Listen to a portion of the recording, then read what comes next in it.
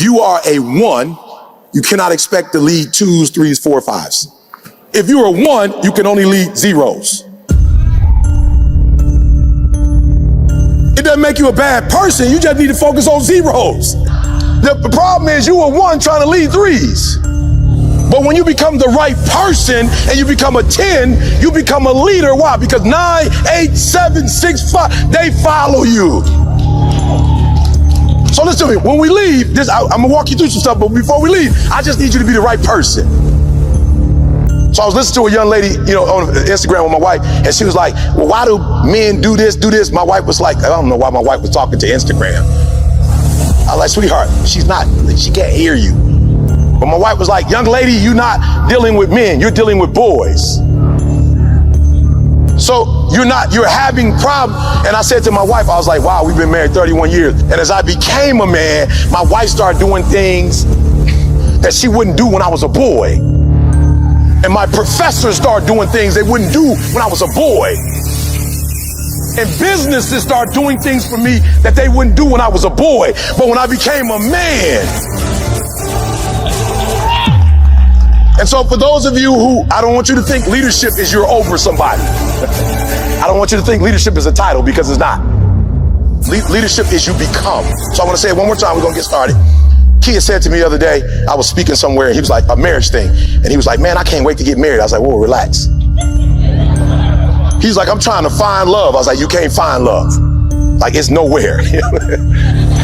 Like, if you could find it, I would tell you where it is. But you can't find it.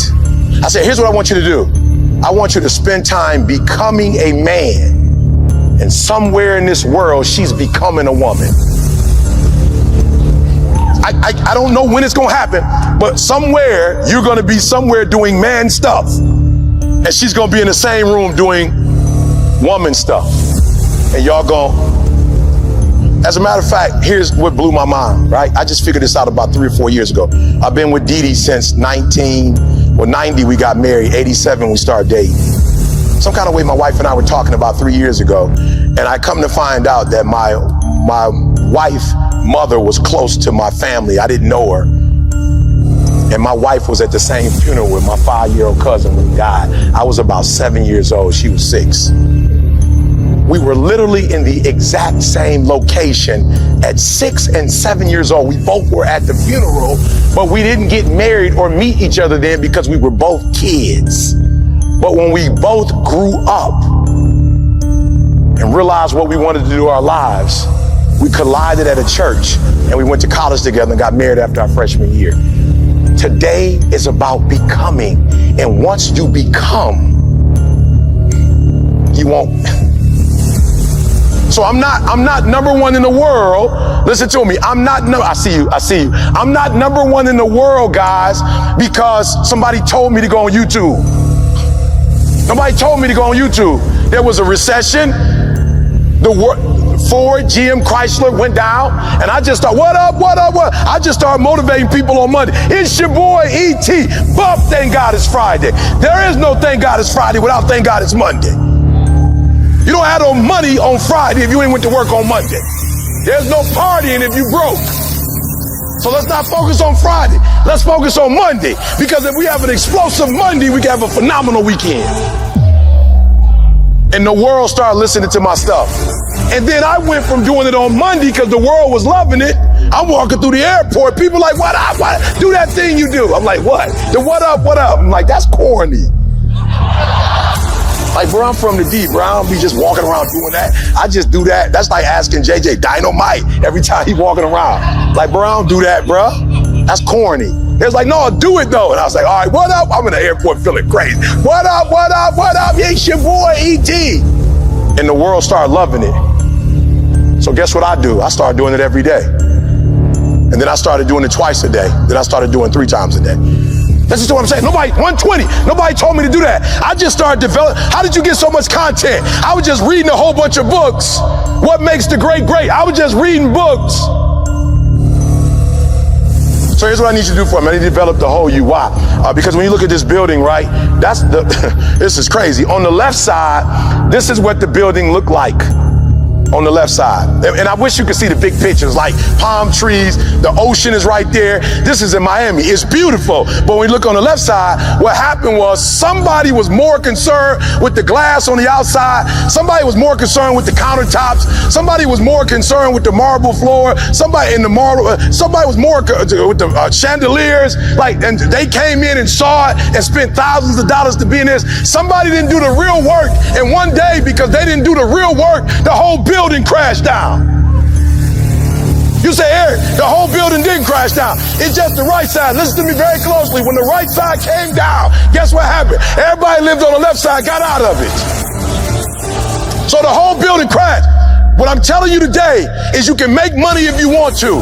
And if all you do is make money, I promise you, you're going to crash. Why? Because money does not solve every challenge.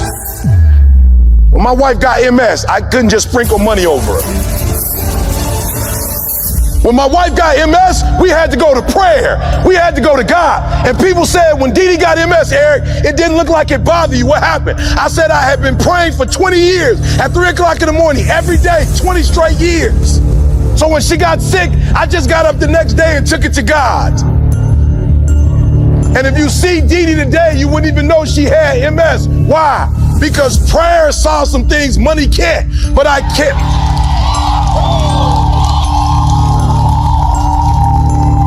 But listen to me very closely. I cannot go to the gas station and pray over my tank. Our Father which art in heaven, hallowed be some gas. So I'm not saying one is better than the other one. I'm saying when we die, if there is a heaven, you can't take your money there. I'm saying health, right? Right, listen to me, what? Mass, if that's what it takes, I don't know. But I wake up every day and I'm worried about my immune system. I'm doing 30 minutes on the Peloton. I'm running a half hour a day. Listen to me, I'm taking vitamin D, vitamin C. Are you hearing what I'm saying? I'm getting my cardio up. I'm trying to tell you, it ain't just one thing. You can't just do one thing. You have to be balanced all around. You can't just be obese and just take a shot. No, listen to what I'm trying to tell you. I'm telling you the truth. I can be like an entertainer and tell you a lie. You got to do the whole thing. Why don't you develop you?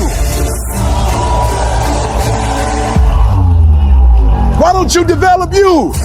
They developed a company, a phenomenal company. Now it's time for you. Listen to me very closely. I don't care how much money I give you. You're going to blow it if you're not financially developed. And what do you mean by that, Eric? Here's how I blew up. I blew up because just maybe last 2020, my wife MS, so I moved her to California only in the winter. It's a vitamin D deficiency, so we live in California in the winter. It's rough in Detroit on her body. Listen to me very closely. I live in listen to me, when people come to my house, they like, yo, you the number one motor. My boy Willie Moe Jr. just came. He was like, you E.T. And he walked in my house like, bro, you live in a 2,300 square foot home. I was like, actually, it's 2,278 square feet. Not quite 2-3. That's how I blew up. Because I never bought a house to impress people. I bought a house to take care of our needs. No, I'm not saying there's nothing wrong with a big house or a mansion. I'm not saying that. I'm just telling you, when I bought my house, I didn't buy for you. I bought for us. I didn't buy so you could come over and go, whoa. And so when my boy left, he said, man, E, I've never seen that in my life. I was like, seen what? He was like, the peace that's in your house. That's whole. He didn't say nothing about the car. He didn't say nothing about the 2 paintings my wife had that she bought from Home Goods. He didn't notice the Home Good. He didn't notice the artwork. It took her hours to find those pieces. He said, I never got that type of rest before. There's a spirit of one accord in your home. There's a spirit of peace in your house. So I need y'all to do me a huge favor.